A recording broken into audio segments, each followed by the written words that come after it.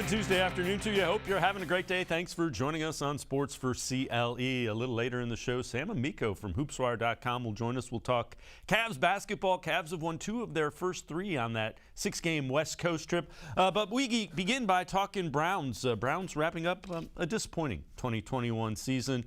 Andrew Berry, general manager, and the guy in charge of the front office met with the media, kind of issued a state of the Browns as they move towards the offseason now. Look, we didn't get the job done this year, and we're all disappointed that we didn't meet our own internal expectations, and that we're not playing meaningful football this weekend. Ultimately, we're just too inconsistent in really all 3 phases, throughout the season. And again, we're all disappointed that we didn't reach our goals this year. That all being said, we do believe that we have a lot of core pieces on the roster, within football operations that would allow us to have success moving forward. And speaking of moving forward, just to talk a little bit about what the next few weeks will look like for us. Really internally, we'll really review everything. We'll do a kind of a postmortem from the season and review everything across the roster. Our cap and cash situation, across football operations. Kevin will review the coaching staff and everything that we did schematically, with really the goal for improving in 2022. Let's welcome in Browns beat reporter for the Plain Dealer as well as cleveland.com, Kay Cabot. And Mary Kay, these are, it's never fun, but again, 8-9 is what the Browns record was. It isn't uncommon for a team that is new to putting everything together to take a step back after they make the playoffs like the Browns did a year ago. This is not uncommon. That's true. And when you think about it, to finish at 8-9, they really probably needed 2 more victories to make the playoffs this year. So that is the difference between making the playoffs and not making playoffs. It often comes down to just 1 game or 2 games. So I don't think they're that far away. It's not like they finished 4-13 this season. Those days are over. They were right in it until the very end. And when you think about it, 1 week before that second last game in Pittsburgh, or 1 day before that, they still had an opportunity to be playing for the AFC North crown in the final week. So, there's just a very, very slim margin between winning and losing.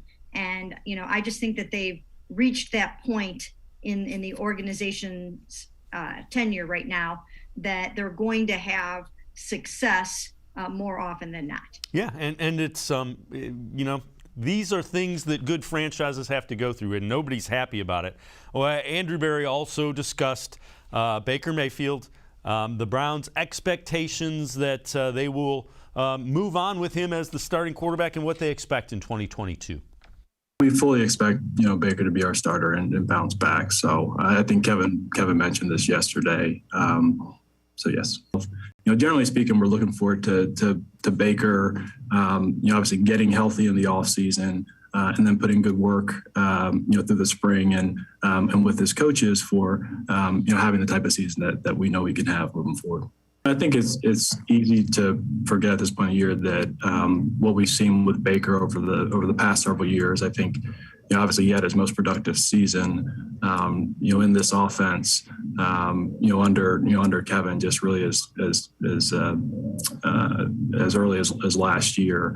Look, I think we've been with Baker for a long period at this time. At this point, we know his work ethic, we know his drive. We've seen him as a talented passer in this league, and we're looking forward to him getting healthy and continue to make improvements. And we expect him to bounce back next year. Mary Kay, I know you've written about this. Baker Mayfield did not have a good year, but you can't say all of the offensive woes are because Baker Mayfield. It's much deeper than that, I think. It's much deeper than that, and I think, anybody that has been reading me for the past few months has, really noticed that I've taken, kind of a deep dive into looking at other things that are going on this offense, not even just the obvious things like the right tackle situation, but the left tackle situation has been challenging this year as well. And then to be without Kareem Hunt for most of the season, that really hurts the running game and the passing game and things that you can do with keeping Nick Chubb fresh for the fourth quarter. Jarvis Landry missing some games. And then the big blockbuster thing in the middle of the season, and that was your ex-receiver, your number one deep threat, Odell Beckham Jr., departing the football team. And, that just left a huge void and a huge hole. So I do think that there is a lot to be said for the fact that there were a lot of things going on around Baker Mayfield this season that were out of his control and led to a very poor performance in the passing game. Yeah, and the one thing I would say, think back, and if it's possible, go back and look at what he did in that first game when everybody was reasonably healthy. I know they didn't win, but that Baker Mayfield that was playing quarterback against Kansas City Chiefs looked drastically different than the Baker Mayfield we saw later in the season. Well, that is true, David, but there is something that sometimes I think that needs to be pointed out about that football game as well. And that is that the Chiefs were without two of their best defensive players in that football game, including, depending on how you want to look at it, either their best defensive player or their second best defensive player. They were without Tyrann Mathieu and Frank Clark in that game.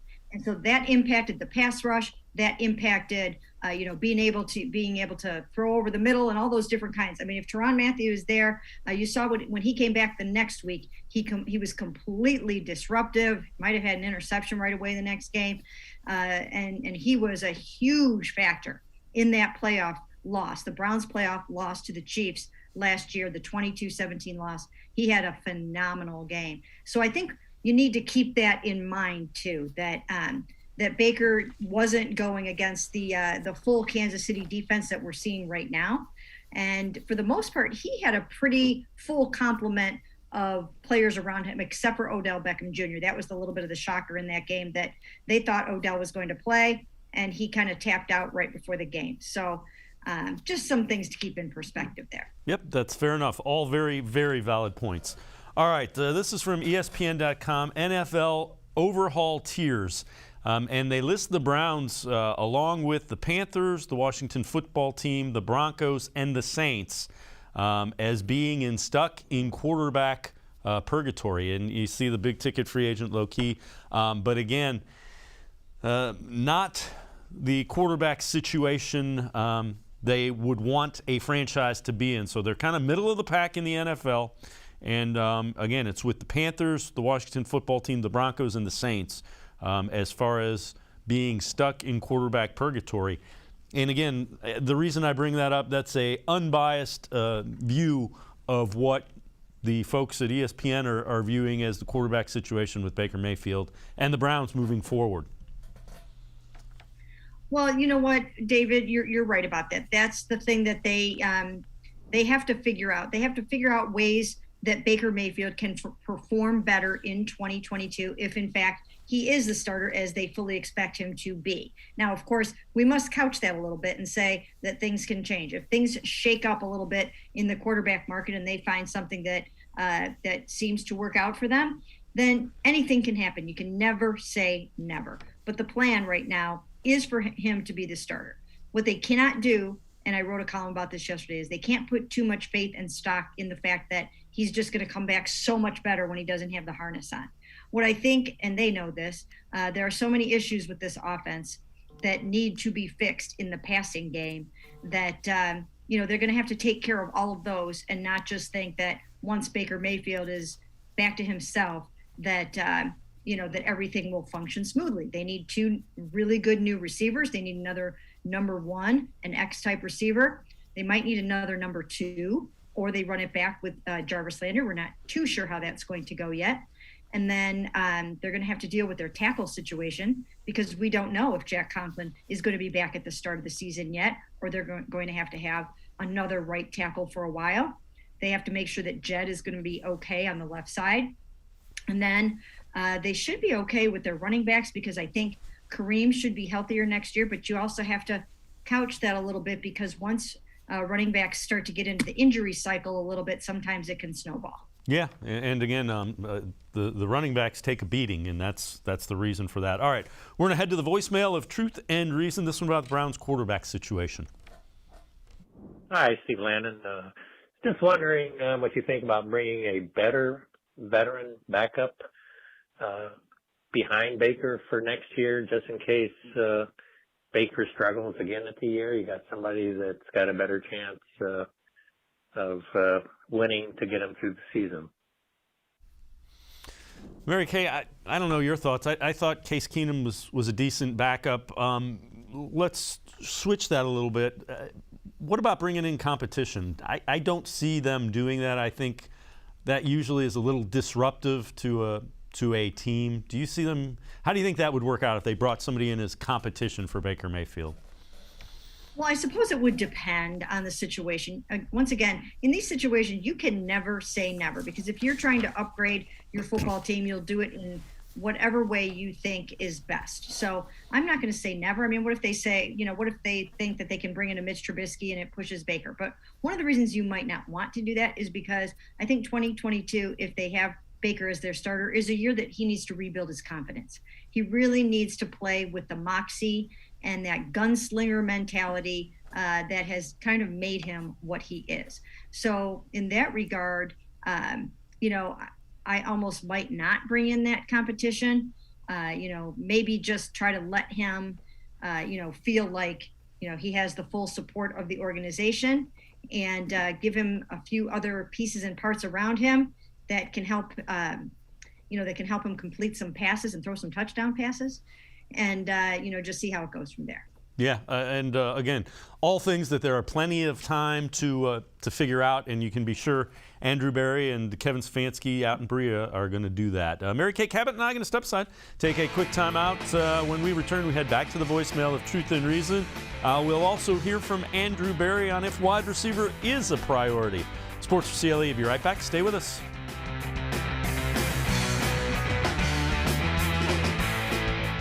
Welcome back. Back to new friends, new classroom, and learning new things. Back to wearing shoes, man, like real shoes. Back to rushing to class. Back to having questions. Lots of questions. Back to vending machine dinners. Back to too much caffeine, too late at night, but feeling like it was a night well spent. Back to pursuing your dreams and taking control of your future. Come back to go forward. Try C, where futures begin.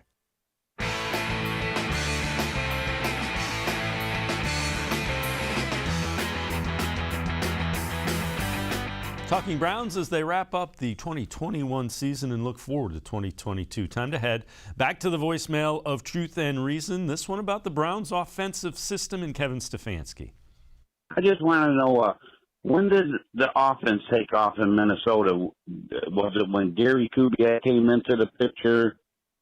And one more thing, is there any possibility you could team up with Tim Donovan on the broadcast for the Browns? Because you're very knowledgeable, and I appreciate all the info you give us. Thank you. Bye. We appreciate that. We're going to leave that to the players, though. Mary Kay, when you look at the offense Kevin Stefanski had, he was interim in 2018. They were 19th in points, 20th in yards. The first full year he was the regular offensive coordinator, 2019, 8th in points, 16th in yards. That was with Gary Kubiak, though, as kind of a consultant. Yeah, those guys worked very, very closely together, and it was a great opportunity for Kevin Stefanski to go back to Minnesota and learn that Gary Kubiak offense, which is the same one that Kyle Shanahan runs, handed down from Mike Shanahan. So it was an invaluable experience to learn that and all the nuances of that scheme. And that's basically what the Browns are running today. So, Kevin did a nice job calling plays that season. Kirk Cousins was the quarterback. They did a very nice job. And that's the kind of thing that you're seeing here. And it generally is successful. It was successful last season.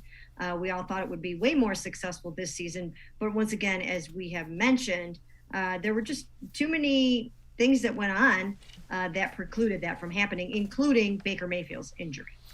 So Andrew Berry was asked about upgrading the wide receiver position. Is that a priority heading into the offseason? I think that's really across the roster. That's what the next couple of weeks are going to be for. Look, I told you guys at the bye week that, I thought that, our passing offense was too inconsistent at that point. And, that I think remains to be the case as we exit the year. So, we'll pull it apart and look at it and obviously make the necessary, changes and improvements that are needed, whether it's externally, internally, or schematically. And Mary Kay, that's kind of interesting that he mentioned, schematically as well. Again, he's not going to say, yeah, we need to upgrade the wide receivers, but he's saying, yeah, we need to upgrade the passing game. Oh, yeah. I mean, and there's no denying that. I mean, it finished 26th overall, and I think one of the key stats is that the offense scored 17 points or fewer in 10 of the last 14 games of the season. That's not going to cut it. That's why I think you have some of those defensive guys talking about a division between the defense and the offense, because I think there was some frustration on the part of some of the defensive players that they could not score the football on offense. And John Johnson is one of the ones that was kind of alluding to some of that the other day. And, he comes from a football team with the LA Rams that he never had a losing season until this year. So it is frustrating for some of those guys to know how much talent they have on, at least especially right now, the defensive side of the ball, and not to be in the playoffs right now. So the flip side of that is then yesterday when Kevin Stefanski did the year-end review, he was asked about being open-minded to potentially changing up the scheme. Here's Kevin Stefanski on the offensive system and changes that they'll look at in the offseason. Yeah, well, definitely go in with an open mind, for sure. Now, what that manifests itself in how major the changes are and how obvious they are remains to be seen. I've been in different offenses. I've had worked with different coordinators with varying philosophies. So I do think you can pivot year to year in terms of certain schemes, certain types of offense that you want to run. But those are the type of things that we'll definitely be open-minded about. And Mary Kay, they're not going to completely. You're not going to completely switch the system where you're going to go, four wides and throw it all over the place. But there probably will be some schematic tweaks, very subtle nuances to them. Yeah, and sometimes you don't know exactly what that's going to be until you get in there and you dig in and you do this pull apart that they're talking about. And that's what they'll do. I mean, they have to reevaluate this whole entire thing. And sometimes you do have to take a step back before you can go forward in the way that you really want to. So, so that's what's going to happen. And if they determine that somehow, some way they need someone else or another pair of eyes or something, I mean, they'll do that too. I mean, if they, Dan Lobby was asking me today on our podcast, do you think that play calling, would it make much difference between like Kevin Stefanski, Alex Van Pelt? I don't think there would be that much difference. The only way that it would be a big deal about the play calling being changed is if they brought someone else in or someone entirely different and you had some kind of a change in offensive philosophy. That's when it would become a big deal. Right now, if they are running it back with the same system, the same scheme, I don't think it matters that much if it's Kevin or Alex. Yeah, and along those lines, Andrew Berry was asked about Jarvis Landry, has big cap number for next season. He was asked about bringing Jarvis Landry back. Here's Andrew Berry on that subject earlier today. I think everybody on this call knows how much respect that we have for Jarvis Landry, and really what he's meant for our team and organization over the past several years. He's been a productive player for us, really since the day that we traded for him, and he's been really a key piece in terms of how the team and organization has evolved over the last several years. So he really didn't answer that question, but that's okay. We didn't really expect him to, did we? No, Andrew does a nice job of, talking without giving away too much. And for competitive reasons and for other reasons, you don't want to show your hand in every single way with what you may or may not do with a player. first and foremost, you have to talk to the player about it. You have to talk to the player's agent about it. I mean, if they did want to do some kind of a restructure or something like that, that's something that you have to put your heads together with the agent and get that thing done. So yeah, I do think that he is well respected. He's in good standing with everyone. But I have said this before, and I'll say it here too, that the one regret that I have about Jarvis is that we have not heard from him in a team setting since Odell Beckham Jr. left. Now, some of us reporters went out to his charity event at Thanksgiving, and he was great there. I mean, he was happy to talk to us about whatever we wanted to ask him, and he was forthcoming. He was his usual self. But we haven't heard from him otherwise. And I think in a season where your quarterback needs some support, needs a boost, and needs just a show of unity, that I think it probably would have been good for Jarvis to be able to come out and talk a little bit. Yeah, and the other thing is, you can't go too crazy judging Jarvis. He missed a bunch of games and then came back with a sprained MCL, which, you're playing on a leg and a half at that point as a wide receiver in the NFL. Yeah, and that is true. And I think that, I think it took him a little bit of time to knock off the rust after that. But I also suspect that, that maybe he just didn't want to say anything detrimental. Maybe he had some issues or feelings about things. I know that when we did catch up with him at the charity event, he said that he wasn't getting many opportunities and he really wasn't sure why. And, I just suspect that maybe Baker Mayfield wasn't the only offensive player that had questions about why they were doing things the way they did them offensively this season. And, maybe Jarvis just didn't want to, get into that and give the impression that he wasn't, supportive of how things were going. So I don't know. I can't say for sure, but, usually Jarvis is great and he's a vocal leader on the team and he's a spokesperson for the other players at times. And it just would have been nice to hear from him. Mary Kay Cabot, Browns beat reporter for the Plain Dealer, and cleveland.com, and I are going to step aside, take a quick time out. On the other side of the break, another voicemail of Truth and Reason. We'll also ask Andrew Berry if they had second thoughts about having Baker Mayfield play through the injury. We'll also take a look at Jadeveon Clowney and hear what Andrew Berry had to say about him. Sports4CLE will be right back. Stay with us. Welcome back. Back to new friends, new classroom, and learning new things. Back to wearing shoes, man, like real shoes. Back to rushing to class. Back to having questions. Lots of questions. Back to vending machine dinners. Back to too much caffeine, too late at night, but feeling like it was a night well spent. Back to pursuing your dreams and taking control of your future. Come back to go forward. Try C, where futures begin. When it comes to selling you a mattress, most retailers are handing you a long line of extra steps that drive up costs and create confusion. At the Original Mattress Factory, we simplify the mattress shopping experience by building mattresses and box springs in our own local factories and selling them direct to you. It's short, sweet, and simply makes sense. So experience more than just the mattress store. Experience an original, the Original Mattress Factory.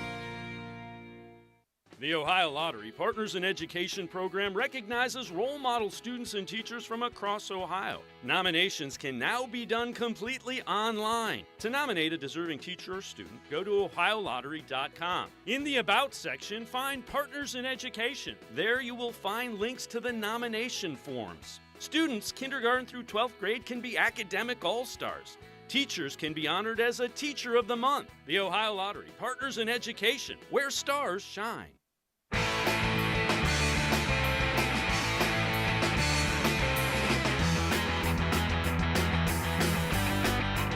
We continue talking Browns, wrapping up the 2021 season, and time for us to head back to the voicemail of Truth and Reason. This one on head coach Kevin Stefanski. Hi, I'd like to comment on the defending Stefanski. Geez, he was, coach of the year last year. That was last year. And what has he done for us lately? He's been incredibly rigid. He does not change anything, ever. not during the games, and and just last week with Pittsburgh, with putting a rookie right tackle on one of the best edge rushers in the league, and the guy was just burying Baker, and he didn't change. Mary Kay Cabot, that's a rough crowd. I think I was the one that said he was Coach of the Year last year. He didn't suddenly forget how to coach. Having said that, everybody is to blame when the team doesn't live up to expectations. Coaches, players, everybody. You know what, David? I think the very difficult thing about this evaluation and this season is trying to figure out why it did go so wrong for Baker Mayfield. And I know that most people attribute a large part of it to the harness and to the injuries and all of that. And I think that's why it's tricky, because if it's that, then the fix seems like it would be pretty easy.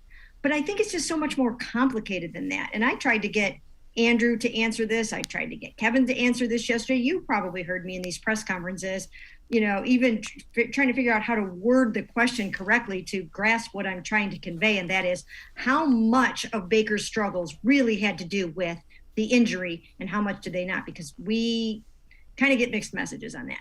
So, if that was 20% of it, and that's what I'm guessing 20% of his struggles can be attributed to the shoulder. And then you've got to look at the processing speed. Is he processing quickly enough? Was he not processing quickly enough because he didn't have enough quality weapons out running patterns? And it would be easier to process if you've got open guys. There's just so much that has to go into it.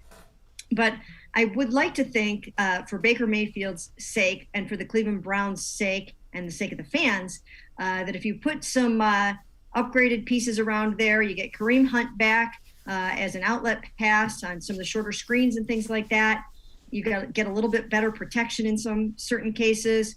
And then also, and this is a key part, you have to figure out how to beat what defenses are doing to Baker Mayfield now. He used to be able to just roll out and do his thing and hit the open man, play action, roll out and go. But teams are kind of taking that away now, and they have to adjust to that. Yeah, and to your point, so Andrew Berry was asked about Baker Mayfield playing through the injury, and then, the follow-up was, did they regret, having him play through the injury? Here's Andrew Berry on those topics. I think Kevin did mention this yesterday, and I talked about this a little bit at the bye. Medically cleared, the player feels good, can perform everything that's asked of him and required of him in practice. And, Baker was our starting quarterback. He was going to play if he was ready to go. And, I don't think it's any more, complicated than that. I think, probably any season where you don't reach your goals, you look back and examine everything. We felt good about the information that we had throughout the year and on hand. I think, the reality of it is we all wish that we and, everybody across the team were able to perform better and allow us to reach the playoffs this year. And again, you touched on it earlier. That's a question that the Browns have to figure out. That is the central question to the franchise moving forward. How much of it was due to the injury? Can he be an effective quarterback? Because if not, we're back on the quarterback carousel that the franchise was on for so long. You know what? I think that the front office and the coaching staff all season long have tried to keep it in a certain perspective of saying, yeah, it's not perfect. You have to adjust to a clunky harness, and it's not going to be, necessarily the way that you would be throwing without it. And the numbers bear that out. But I don't think they want to put way too much stock in that. I think they want to give it its proper emphasis. And, it's part of the problem. It's a fraction of the pie.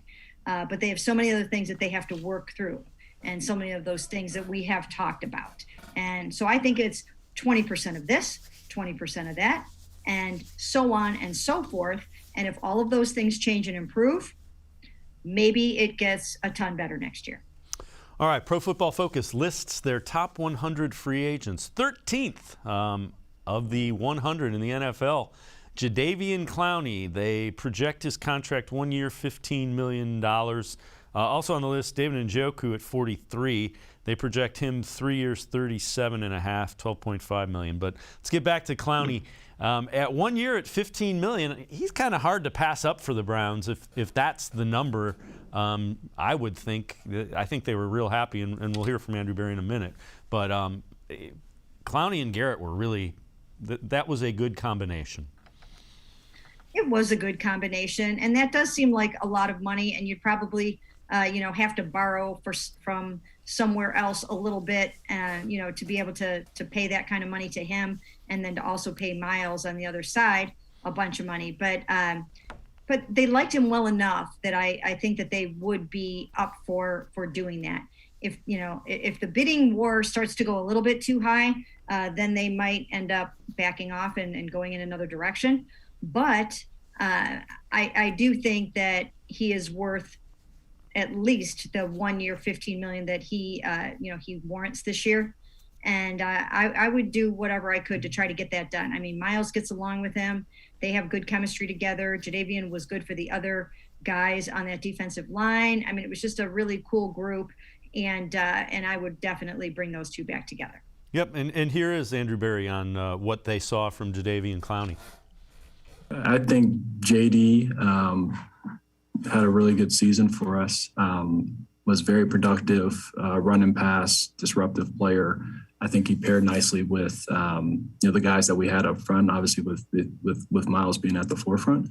And he had a good year. I think he did the things that we envisioned when we signed him. And so good season, fit in nicely for us. And the next several weeks we'll see kind of what the future holds with all our guys across the roster. So again, an indication they're interested, and they'll talk, and we'll see where that ends up. Yeah, and once again, when we talked to Jadeveon about it, he was very adamant about the fact that yes, it is about the money, but it's not just about the money. It's about the money, and it's about a fit and winning football games. And sometimes players like that too, they want to know that you have a good quarterback situation before they're going to sign, because everybody knows that if you don't have a winning quarterback, that you're not going anywhere. So I think that's going to be a factor for some of those players that that want to go to a Super Bowl. They're going to want to look at this offense and know that they're not going to be going out there and holding teams to 16 points every week as a defense and having the offense score 17 points or fewer every single week. That's not going to fly. I agree. So it'll be, again, it will be a very interesting offseason for the Browns as they try to rebuild the offense and get the pieces in place. Kay Cabot and I are going to step aside, take one more time out. On the other side of the break, we continue talking Browns as they wrap up 2021, look ahead to 2022. Sports for CLE, will be right back. Stay. The Ohio Lottery Partners in Education program recognizes role model students and teachers from across Ohio. Nominations can now be done completely online. To nominate a deserving teacher or student, go to ohiolottery.com. In the About section, find Partners in Education. There you will find links to the nomination forms. Students, kindergarten through 12th grade, can be academic all-stars. Teachers can be honored as a Teacher of the Month. The Ohio Lottery Partners in Education, where stars shine.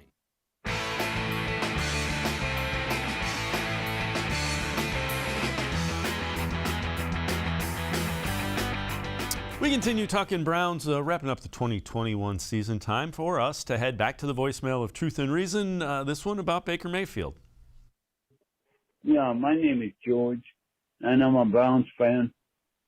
If this is going to be like what it is next season, I don't want to be a Browns fan. If we're going to be this cycle, what it is this year, Baker, let's find another team. All right, George, we appreciate the phone call. Mary Kay, the one thing I would say is Andrew Berry and the front office deserve your trust. Didn't work out this year, but you could see what they were doing, and I think they've at least earned you know, okay, they have a plan and they've executed a plan? Well, they achieved their primary goal this year, and that was to upgrade the defense and fortify the defense. And I think everybody had to be pretty happy with how the defense played, especially down the stretch. And I think it will be that much better next season when some of those young guys step up into their second years. Greg Newsome, J.O.K., Grant Delpit, Malik McDowell. So I think the future looks bright on defense. I think the secondary will be one of the best in the NFL. Denzel played some of the best football I've ever seen him play. I think Greg Newsome probably has a Pro Bowl in his future, same as J.O.K. So that side of the ball, I think they're doing a nice job. Now they have to turn their attention to the offensive side of the ball, and they thought they were okay there. They really did. But they could not have foreseen some of the things that happened. I think they believed that they finally had the defense to match up with their explosive offense, and obviously it didn't turn out that way. Yeah, and keep in mind the Chris Hubbard injury early was huge, because that meant you know when Conklin and Wills went down, you went from your third to your fourth in a hurry, and it was you went through the depth awfully quick at tackle early in the year. You mentioned Denzel Ward. Andrew Berry was asked about Denzel Ward. Here's what he had to say, keeping in mind Denzel is due a big contract extension. But here's Andrew Berry on Denzel Ward. I think Denzel put together a fine year. He made a number of really big plays for us at critical moments in the season. Obviously, we know he's a local kid, drafted and developed here, and he put together a really strong season for us, Nate. So we're pleased with that. And I say that, Mary Kay, because he's going to be paid probably like a top cornerback, and Andrew Berry realizes he's going to be in contract negotiations with Denzel Ward's agent pretty quickly. Yeah, I mean, you would think that they would probably go out in this offseason and sign him to the extension. I'm guessing that's what will happen, that he'll get that long-term sort of blockbuster deal. But, I mean, there is another approach, and that would be to let Denzel play out his fifth-year option and then franchise him after the season. So that's another possible approach. And not really sure what their thinking is there yet, but he will be here for the foreseeable future. And I'm with you. I like the thought of having Denzel Ward and Greg Newsome in that defensive backfield, just based on who the Cincinnati Bengals are running out there. We've talked about this briefly. How the Browns, as you mentioned, probably 2 wins, which is in some instances 2 possessions away from making the playoffs next year. As I say this, the Ravens are going to be really good. Looks like the Bengals are going to be really good for a while. How far away are the Browns from being right in the mix in the AFC, do you think? Well, they're a passing game away. They have got to have a passing game that can match up with not only the passing games in the AFC North, but the passing games all across the AFC. And there's a renaissance in quarterback play going on right now. I mean, if you just watch the Raiders versus the Chargers the other night, you see what I'm talking about. Derek Carr versus Justin Herbert. There's a lot of really good young quarterbacks. The Joe Burrows, Patrick Mahomes, Joe Burrow, Justin Herbert. Josh Allen. So Lamar Jackson. And the Browns have got to have a passing game that can keep pace with these offenses. And that's the one thing that they just really didn't have this year. And they know what they need to do. If they don't use a first-round pick to acquire some other quarterback, which right now it doesn't seem likely, then they've got to go out probably and get the best receiver that they can get potentially in the first round, and also sign 1 or 2 in free agency. And then they have to hope that their tackles come back and that Kareem comes back, and then I think they'll be okay. All right, we'll head to the voicemail of Truth and Reason one more time, this one about the front office. Dave, as an older, longtime Cleveland fan, especially Browns, we have endured many games and seasons of bad football. To where I state, we as the Browns fan base have become the most opinionated fan base in the NFL. Yes, we fans have given our strong opinions, but in reality, we really do not know what's happening behind the scenes where the real drama is being played out. Like last year, everything was going well. They said they are a winning team. This year, when things started going bad internally as well as on the field, a statement of not being a good team comes out. So my statement to the Browns owners, management, and players: yes, I believe in frustration. No, I do not believe in self-pity. The meaning of team is earned, not just given. So all fans should make the Browns organization earn this title, one day, season, and year at a time, so we can finally, and I hope in my lifetime, say and wear it with pride. Mary Kay, I don't think they, in listening, and again, we appreciate all the voicemails, I don't think they pity themselves. I think they're looking at it and trying to figure out, how do we fix it? I think that's kind of the mindset. You know, when I look at this season, it just makes so much sense to me why it didn't go well. I think it's just all laid out in front of you. I don't think there's a mystery to it. I mean, you can't have your ex-receiver walk away midway through the season and have everything go smoothly after that. What if Jamar Chase left the Bengals? I mean, what if Devontae Adams left the Packers? I mean, those teams, you're not going to be the same after that. And so that was one big thing. And then all the other things that we have mentioned. If you put all those pieces back together, I don't think Kevin Stefanski forgot how to call plays. I don't think Baker Mayfield completely forgot how to play quarterback. I don't think some of the receivers forgot how to catch the ball. I just think it was just a jumbled mix of things that didn't go right. Mary Kay Cabot, Browns beat reporter for the Plain Dealer as well as cleveland.com. Mary Kay, as always, thanks so much for the time and the insight. Appreciate it very much. Thanks for having me. All right, Mary Kay Cabot, make sure you read her pages of the Plain Dealer as well as cleveland.com. We're going to take a quick time out, step aside. On the other side of the break, we turn our attention to the Cleveland Cavaliers. Have won 2 of their first 3 on that West Coast trip. Sam Amico from hoopswire.com will join us. We're talking Cavs on Sports4CLE. Stay with us. Welcome back. Back to new friends, new classroom, and learning new things. Back to wearing shoes, man, like real shoes. Back to rushing to class. Back to having questions. Lots of questions. Back to vending machine dinners. Back to too much caffeine, too late at night, but feeling like it was a night well spent. Back to pursuing your dreams and taking control of your future. Come back to go forward. Try C, where futures begin. The Ohio Lottery Partners in Education program recognizes role model students and teachers from across Ohio. Nominations can now be done completely online. To nominate a deserving teacher or student, go to ohiolottery.com. In the About section, find Partners in Education. There you will find links to the nomination forms. Students, kindergarten through 12th grade, can be academic all-stars. Teachers can be honored as a Teacher of the Month. The Ohio Lottery Partners in Education, where stars shine. I am powerful beyond my wildest imagination. I will define my future. I will keep challenging myself to improve. Because I am a future leader of this great nation. I will be responsible for raising a beautiful family. And educating not only my generation, but many more to come. I will make a difference in my community. And I will stand up for what I believe in. I will not settle for simply chasing my dreams. I will achieve them. Because I was given a chance. An opportunity. A home. At Family, Career, and Community Leaders of America. The ultimate leadership experience. FCCLA has been one of the greatest experiences of my life. It's made me who I am today. Join us. We'll build a new future together.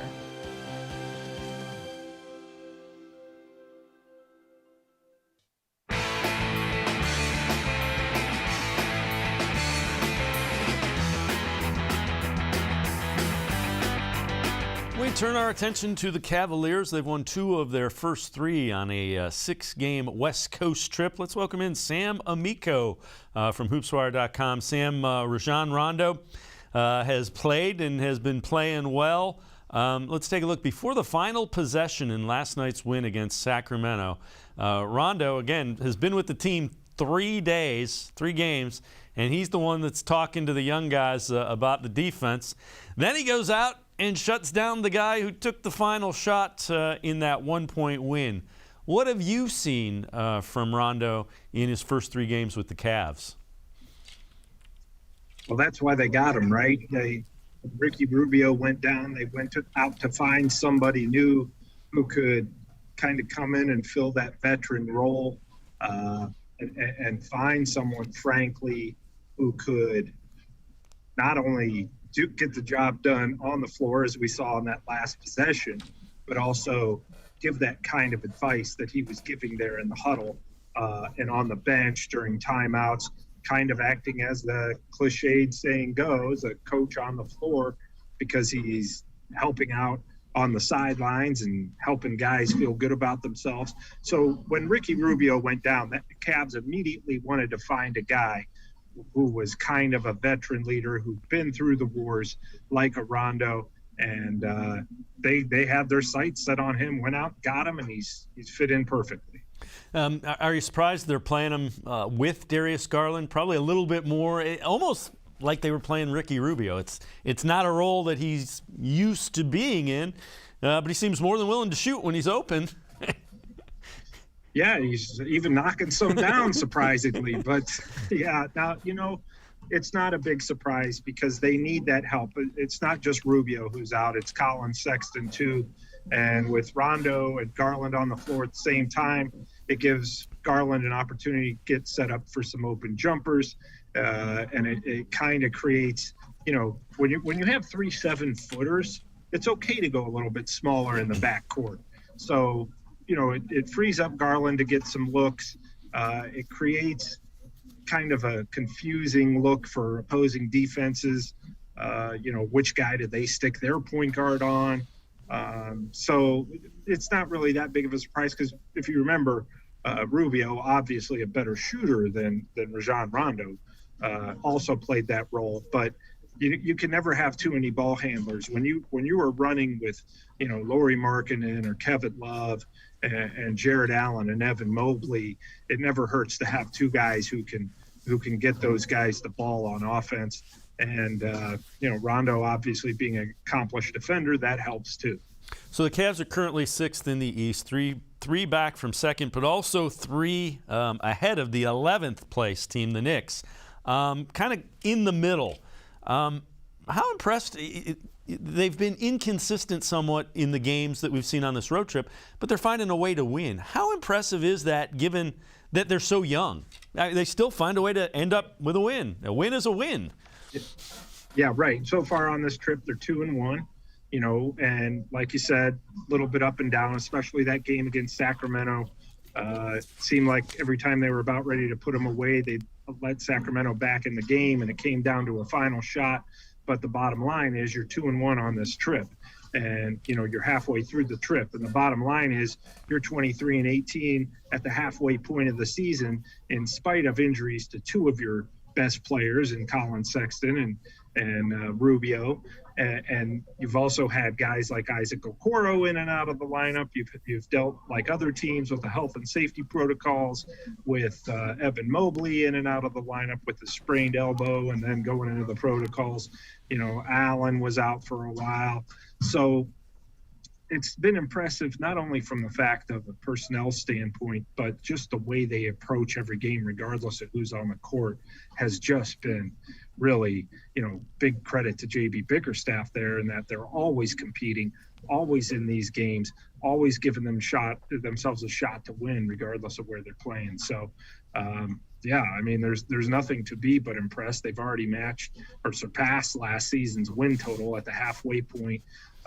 Despite everybody kind of figuring this would be another rebuilding year, they're right in the mix. And not only, Dave, as you mentioned, are they in the mix for the, playoffs, but at 23-18, they're just a few games out of first place in the Eastern Conference. So, it's just been such a great rise to watch, and to see them be able to sustain it despite these injuries has just been speaks volumes to the franchise and the job done by Kobe Alton. So when you look at them and watch them play as a big time basketball guy, defense, ball movement, what is it that you kind of look at and go, man, they're fun to watch? They are fun to watch. What is it that makes them so much fun to watch as a basketball purist like you are? The one thing that they've been able to do, or 2 things really, is they've been able to get stops when they need them. They don't always get stops, but it seems like when they need them, and the game against the Kings being a perfect example, they needed a stop there at the end, only up 1 point with time running out. The Kings have the ball. They managed to make the Kings, De'Aaron Fox in this case, take a shot that he didn't necessarily want at the buzzer, was off balance, was out of sorts. So defensively, I like what they're doing because they've been doing that consistently. And when you do that consistently, you're going to give yourself a shot to win, especially in road games, because a lot of times, as we saw against the Warriors and the Kings, the shots just aren't dropping. They're getting looks and they're just not falling a lot of the times. That's why you can't pull away, but if you do the job defensively, you're able to not only sustain, stay competitive in these games, but pull ahead for the win. Offensively, what you have to like is the same thing. They are getting and usually making the shots when they need to. When things are getting tight, things are getting hairy, they have the confidence to keep the ball moving, look for a good shot, and, more often than not, they've been knocking it down. So those two things, it's coming alive in the clutch, which isn't something you see from young teams very often. Generally, young teams won't be able to move the ball for a good shot or make that defensive stand. But the fact that they has really been a real pleasant surprise in the first half of the season. Sam Amico from hoopswire.com and I are going to step aside, take a quick time out. On the other side of the break, we head to the voicemail of Truth and Reason, a Cavs question. We'll also take a look at some names the Cavs might be looking to acquire. And what's the ceiling for this team? Sports for CLE. We'll be right back. Stay with us. Welcome back. Back to new friends, new classroom, and learning new things. Back to wearing shoes, man, like real shoes. Back to rushing to class. Back to having questions. Lots of questions. Back to vending machine dinners. Back to too much caffeine. Too late at night. But feeling like it was a night well spent. Back to pursuing your dreams and taking control of your future. Come back to go forward. Try C, where futures begin. When it comes to selling you a mattress, most retailers are handing you a long line of extra steps that drive up costs and create confusion. At the Original Mattress Factory, we simplify the mattress shopping experience by building mattresses and box springs in our own local factories and selling them direct to you. It's short, sweet, and simply makes sense. So experience more than just the mattress store. Experience an original, the Original Mattress Factory. The Ohio Lottery Partners in Education program recognizes role model students and teachers from across Ohio. Nominations can now be done completely online. To nominate a deserving teacher or student, go to ohiolottery.com. In the About section, find Partners in Education. There you will find links to the nomination forms. Students, kindergarten through 12th grade, can be academic all-stars. Teachers can be honored as a Teacher of the Month. The Ohio Lottery Partners in Education, where stars shine.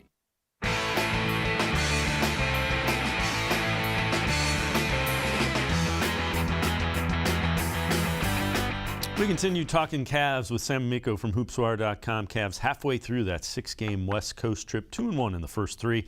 Time to head to the voicemail of Truth and Reason. This one about the Cavs. I would like to know, would the Cavs make push before the deadline or on the deadline?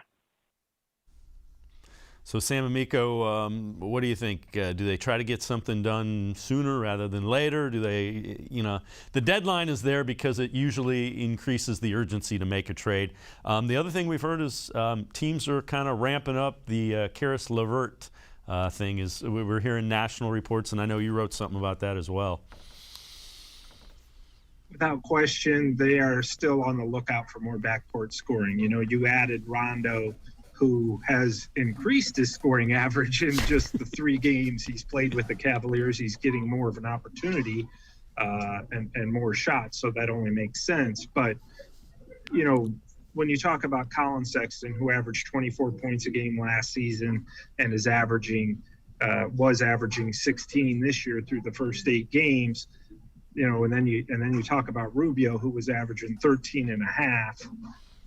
You want to go out and get some more backcourt scoring. Now, that said, the Cavs are exploring that. But that said, Darius Garland, Jared Allen, Evan Mobley, Lauri Markkanen, probably Isaac Okoro and Kevin Love. Those guys aren't going anywhere right now. I mean, this team has been doing too well with those guys. So I don't suspect that we will see Cavs GM Kobe Altman make a big splash before the deadline. That said, they're very interested in Karis LeVert. They've already talked to the Pacers. They remain interested in LeVert. How they would go about making a trade for him. Karis LeVert, by the way, very available. How they would do that remains to be seen if they have the pieces to do that.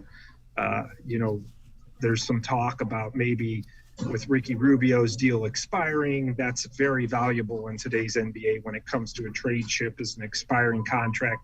He'll be 32 at the start of next season. As great as he's been for the Cavs, he'll be 32 and coming off major knee surgery.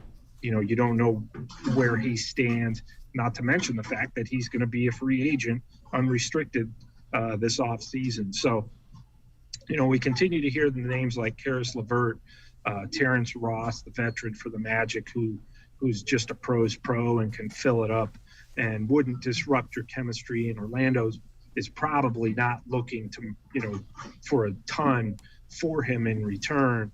We hear those names. We hear Buddy Hield, who had a great game against the Cavs, and we see why there's a lot of interest. He is supposedly available. Are these the kind of guys that you can get without shaking up your core, without disrupting what has been working? If the answer to that is yes, and it may be, we will have to wait till probably closer to the February 10th trade deadline. But the answer to that may be yes. Maybe we can get one of these scorers who can not only help us now, but be a part of the future. I suspect that the Cavs will make a deal of some sort because, regardless of how well things are going now, there's no question that they need another threat beyond Darius Garland when it comes to consistent scoring in the backcourt. So, yeah, I foresee them making a trade. I don't foresee them making a big splash, and that's okay.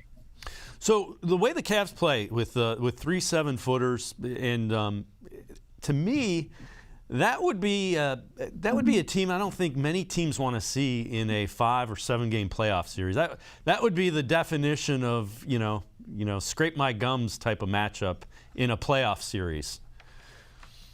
Yeah, that's creating havoc. I mean, Mobley and Allen and even Markkanen, we've seen that length at the rim just disrupt other teams, and not just opposing big men, but guards who penetrate the lane. They're thinking twice about shooting anywhere from 1 to 8 feet away from the basket. That's making teams think twice. Even when Allen and Markkanen aren't jumping up to block the shot, there's always the possibility that they could. And Mobley. So, when you talk about playoff basketball, it kind of slows down. The game slows down. Teams are more deliberate. They're a little more under control, a little more disciplined offensively. Well, when you're out there looking at 3 7-footers and a guard like Rondo, who's really feisty, out at the top of the key, you're gonna have some problems. And not to mention, eventually we're assuming Isaac Okoro will come back. He can create problems. Lamar Stevens. It's not just the big 3 7-footers. It's the guys out on the perimeter too, which, the Cavs are so much more improved defensively. And defensively, they're playing playoff basketball right now. So should they get in the playoffs or play in game, they're going to be ready to go because they've been playing that style all season long. So, there's so much to like about the way this team is built. When they first brought this roster to camp, I think everybody was like 3 7-footers. Nobody plays that way anymore. Well, the Cavs have changed that. And that has confused opponents, especially teams that were supposed to be at the same level as them or even better than them. The Boston Celtics of the world, the Philadelphia 76ers, those kind of teams in the Eastern Conference. The Cavs are creating havoc for them that they didn't expect to be, seeing. So, I think that having those 3 big men is where it all starts defensively. And it's just really kind of led to this surge. All right, before I let you go, let's assume they can add a 15 to 18 point a game scorer like a Levert or somebody along those lines to this without giving up a piece that is contributing significantly. What's the ceiling? What can this young team realistically look to do and consider it a huge win for a season? Yeah, I would think, for me, and I think for a lot of the fans, just getting to the playoffs and being competitive in a series would be way more than anybody expected going into the year. So I think that right there is a win if they can do that. Now, what's the ceiling? It's hard to say, but the way they're playing, first of all, let's remember, there's really, other than maybe the Nets, there has been nobody who you would really say is really dominant in the Eastern Conference. Yes, the Bulls are having a great year, and they've been very cohesive, very well built in terms of their roster, very well coached with Billy Donovan, and they look very good. But are they beatable?